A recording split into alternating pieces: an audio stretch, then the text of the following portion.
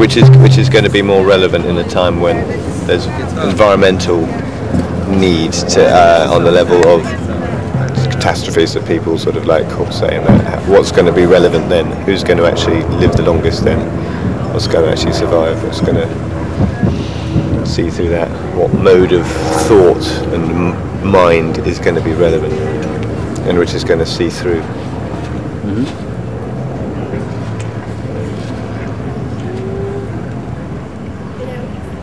It's always good to see the colour. The colour improves your mind.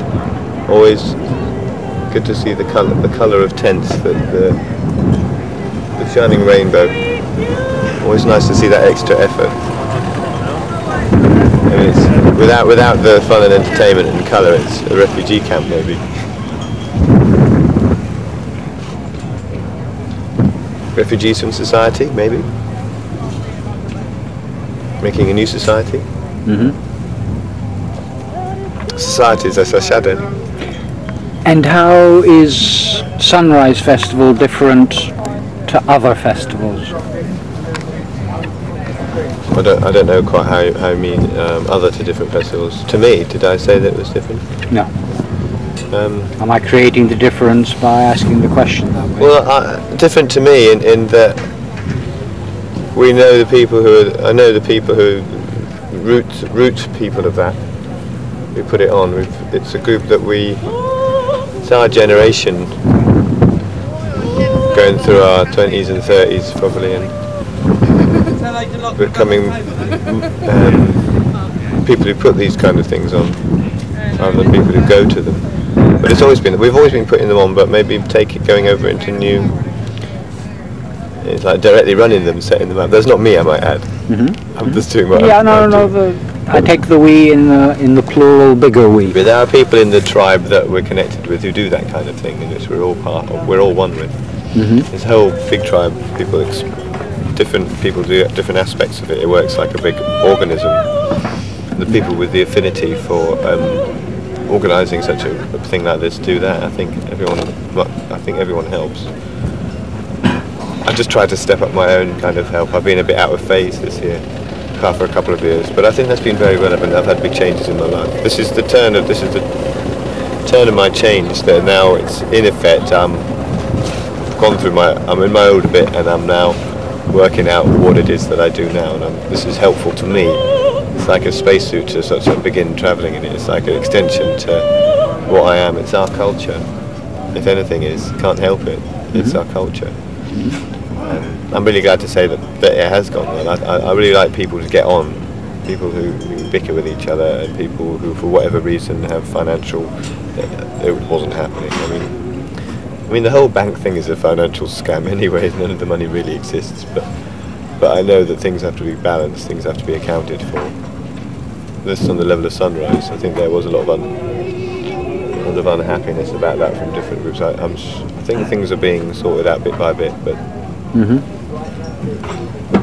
I do tire of people who want to complain about money all the time. It's very tiring. When I was working with Fraser Clark, more or less everybody was complaining that they weren't paid from him. I was sometime privy to working in the administration for a while and setting up the promotion and stuff like that and seeing just what kind of money it was about. I did tire of the majority of people complaining about getting some money when I wasn't receiving any money, and I'd get it generally anyway, and for anything, and I just received some. It was great to receive something. I'm someone who never has much money, especially then. So yes, I was quite happy to receive any. And I think I know that it's quite difficult to get money off punters and doing a nightclub. It isn't just you're a nightclub owner, so you just make lots of money. And for a festival, it must be like that, only on maybe even a more risky level, because you've got the weather to deal with as well. You can't just go inside a nightclub, you drive.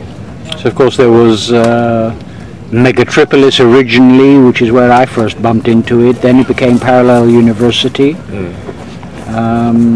So the festival is very much an expansion of Megatripolis, Parallel University, in the sense that it combines music and entertainment with talk, with workshops, with healing, with crystals. They're particularly apparent at the walk. I think there was a definite bringing together about it then, but yes, it was a combination. In the urban environment and in the country environment, as you see here, but yeah, on the money level, there's not that masses of money about. I'm sure there's a lot made. I mean, it has to make money. I think last year there was a lot of unhappiness about that. Yeah. I think it's probably doing quite well now.